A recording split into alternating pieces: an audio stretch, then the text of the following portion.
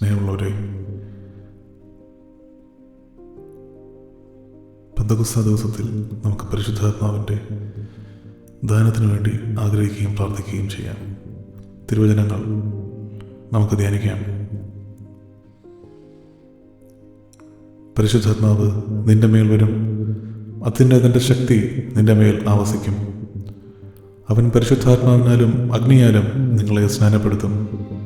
എന്തെന്നാൽ നിങ്ങളല്ല, നിങ്ങളിലൂടെ നിങ്ങളുടെ പിതാവിൻ്റെ ആത്മാവാണ് സംസാരിക്കുന്നത്. എൻ്റെ ആത്മാവ് പ്രസാദിച്ച എൻ്റെ പ്രിയപ്പെട്ടവൻ, ഞാൻ അവൻ്റെ മേൽ എൻ്റെ ആത്മാവിനെ അയക്കും. കർത്താവിൻ്റെ ആത്മാവ് എൻ്റെ മേലുണ്ട്. ദരിദ്രരെ സുവിശേഷം അറിയിക്കാൻ അവിടുന്ന് എന്നെ അഭിഷേകം ചെയ്തിരിക്കുന്നു. സ്വർഗസ്ഥനായ പിതാവ് തന്നോട് ചോദിക്കുന്നവർക്ക് എത്രയധികമായി പരിശുദ്ധാത്മാവിനെ നൽകുകയില്ല. എന്താണ് പറയേണ്ടതെന്ന് ആ സമയത്ത് പരിശുദ്ധാത്മാവ് നിങ്ങളെ പഠിപ്പിക്കും. ജലത്താലും ആത്മാവിനാലും ജനിക്കുന്നില്ലെങ്കിൽ ഒരുവനും ദൈവരാജ്യത്തിൽ പ്രവേശിക്കുക സാധ്യമല്ല. ദൈവം അളന്നല്ല ആത്മാവിനെ കൊടുക്കുന്നത്, ആത്മാവാണ് ജീവൻ നൽകുന്നത്. ഞാൻ നിങ്ങളോട് പറഞ്ഞ വാക്കുകൾ ആത്മാവും ജീവനുമാണ്. എൻ്റെ നാമത്തിൽ പിതാവ് അയക്കുന്ന സഹായകനായ പരിശുദ്ധാത്മാവ് എല്ലാ കാര്യങ്ങളും നിങ്ങളെ പഠിപ്പിക്കുകയും ഞാൻ നിങ്ങളോട് പറഞ്ഞിട്ടുള്ളതെല്ലാം നിങ്ങളെ അനുസ്മരിപ്പിക്കുകയും ചെയ്യും. സത്യാത്മാവ് വരുമ്പോൾ നിങ്ങളെ സത്യത്തിൻ്റെ പൂർണ്ണതയിലേക്ക് നയിക്കും. നിങ്ങൾ പരിശുദ്ധാത്മാവിനെ സ്വീകരിക്കുവിൻ. നിങ്ങളാകട്ടെ ഏറെ താമസിയാതെ പരിശുദ്ധാത്മാവിനാൽ സ്നാനമേൽക്കും. പരിശുദ്ധാത്മാവ് നിങ്ങളുടെ മേൽ വന്നു കഴിയുമ്പോൾ നിങ്ങൾ ശക്തി പ്രാപിക്കും. അവസാന ദിവസങ്ങളിൽ എല്ലാ മനുഷ്യരുടെയും മേൽ ഞാൻ എൻ്റെ ആത്മാവിനെ വർഷിക്കും.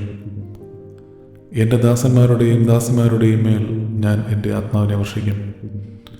അവൻ്റെ സംസാരത്തിൽ വെളിപ്പെട്ട ജ്ഞാനത്തോടും ആത്മാവിനോടും എതിർത്ത് നിൽക്കാൻ അവർക്ക് കഴിഞ്ഞില്ല. നിങ്ങൾ പശ്ചാത്തപിക്കുവാൻ, പരിശുദ്ധാത്മാവിൻ്റെ ദാനം നിങ്ങൾക്ക് ലഭിക്കും.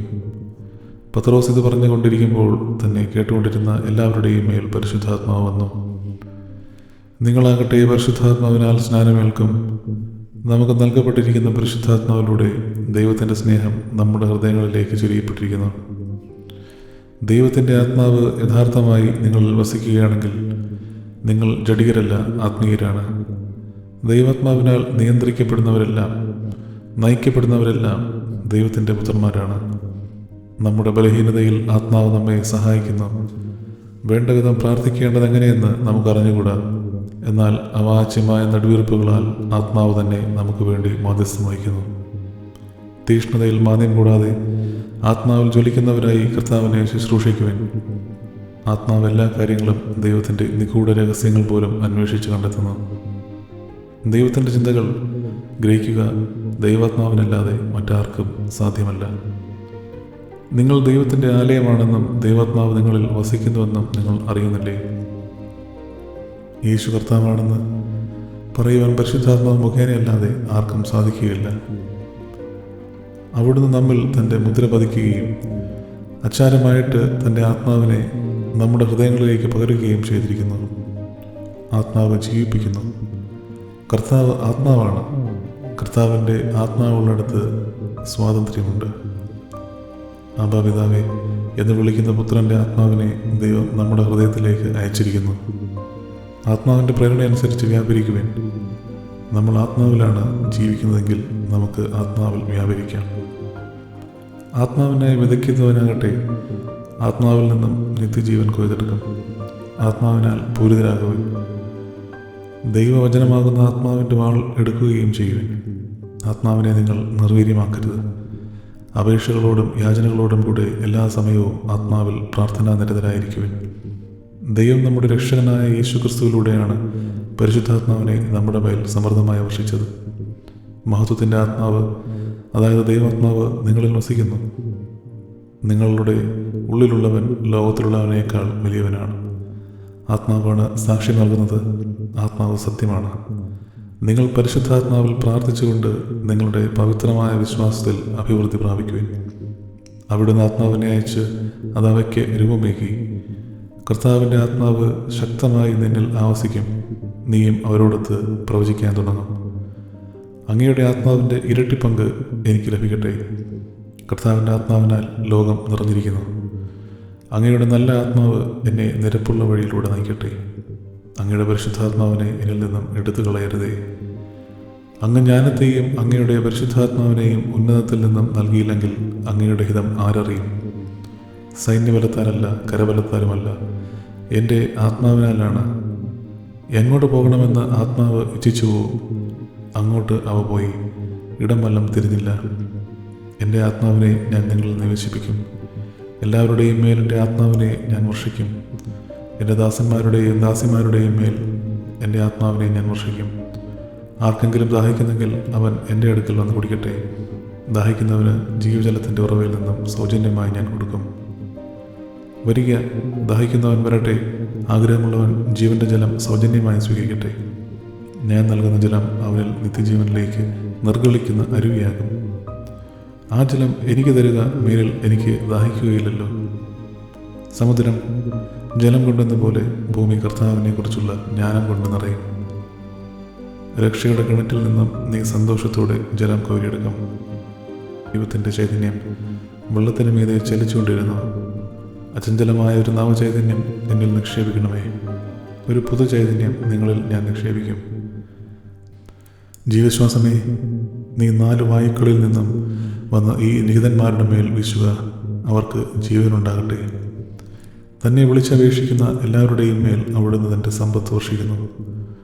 അഗ്നിജ്വാലകൾ പോലുള്ള നാവുകൾ തങ്ങൾ ഓരോരുത്തരുടെയും മേൽ വന്ന് നിൽക്കുന്നതായി അവർ കണ്ടു.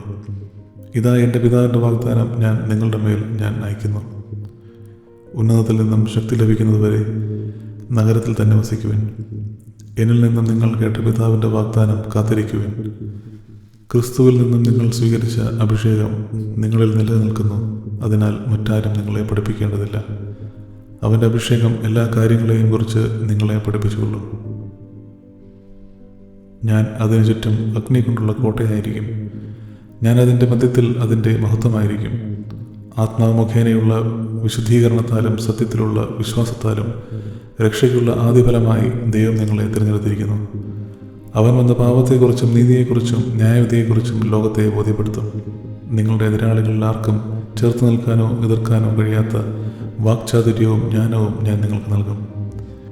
ഭീരുത്വത്തിൻ്റെ ആത്മാവിനെയല്ല ദൈവം നമുക്ക് നൽകിയത്, ശക്തിയുടെയും സ്നേഹത്തിൻ്റെയും ആത്മനിയന്ത്രണത്തിൻ്റെയും ആത്മാവിനെയാണ്. ഭൂമിയിൽ തീയിടാനാണ് ഞാൻ വന്നത്. അത് ഇതിനകം കത്തിജ്വലിച്ചിരുന്നെങ്കിൽ ഇസ്രായേലിൻ്റെ പ്രകാശം അഗ്നിയായും അവൻ്റെ പരിശുദ്ധൻ ഒരു ജ്വാലയായും മാറും. അത് ജ്വലിച്ച് ഒറ്റ ദിവസം കൊണ്ട് അവൻ്റെ മുള്ളുകളും മുൾച്ചെടികളും ദഹിപ്പിച്ചു കളയും. പരിശുദ്ധനായവൻ നിങ്ങളെ അഭിഷേകം ചെയ്തിട്ടുണ്ടെന്ന് നിങ്ങൾക്കറിയാമല്ലോ. ദൈവമായ കർത്താവിൻ്റെ ആത്മാവ് എൻ്റെ മേലുണ്ട്. പീഡിതരെ സദ്വാർത്ത അറിയിക്കുന്നതിന് അവിടുന്ന് എന്നെ അഭിഷേകം ചെയ്തിരിക്കുന്നു. കർത്താവിൻ്റെ ആത്മാവ് ശക്തിയോടെ അവൻ്റെ മേൽ വന്നു.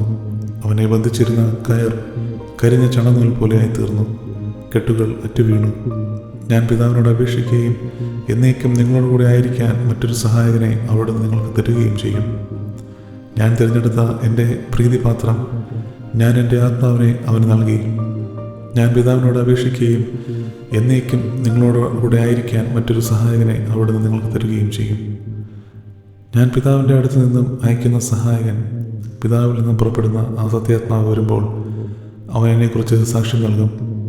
വരണ്ട ഭൂമിയിൽ ജലവും ഉണങ്ങിയ നിലത്ത് അരുവികളും ഞാൻ ഒഴുക്കും. നിന്റെ സന്തതികളുടെ മേൽ എൻ്റെ ആത്മാവും എൻ്റെ അനുഗ്രഹവും ഞാൻ വർഷിക്കും. മാംസത്തിൽ നിന്നും ജനിക്കുന്നത് മാംസമാണ്, ആത്മാവിൽ നിന്നും ജനിക്കുന്നത് ആത്മാവും. അവനോ പരിശുദ്ധാത്മാവിനാൽ നിങ്ങൾക്ക് സ്നാനം നൽകും.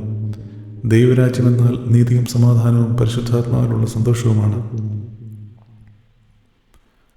വിശുദ്ധ സ്വർഗത്തിൽ നിന്നും അങ്ങയുടെ മഹത്വത്തിൻ്റെ സിംഹാസനത്തിൽ നിന്നും ജ്ഞാനത്തെ അയച്ചു തരണമേ.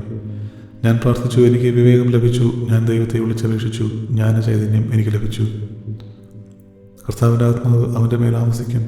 ജ്ഞാനത്തിൻ്റെയും വിവേകത്തിൻ്റെയും ആത്മാവ്, ഉപദേശത്തിൻ്റെയും ശക്തിയുടെയും ആത്മാവ്, അറിവിൻ്റെയും ദൈവഭക്തിയുടെയും ആത്മാവ്.